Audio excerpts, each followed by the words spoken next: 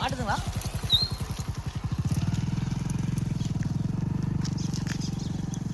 ஒரு 1 kg வர பாருங்க. அடிச்சு பிராக் பாருங்க. நம்ம லுக்கானாவோட கொம்மோட மூக்கு செட் பாரு எங்கே இருக்குன்னு தொண்டையில். இந்த மீன் இத்தா பெரிய ராடை உடச்சிருக்கு பார்த்துக்கோங்க. 3 சில்லாம் போச்சு. ராடை உடைஞ்சாலும் சரியான ஊக்க போகிறதுக்கு பிரச்சனை இல்லை. எங்கே இருக்காம பாருங்க.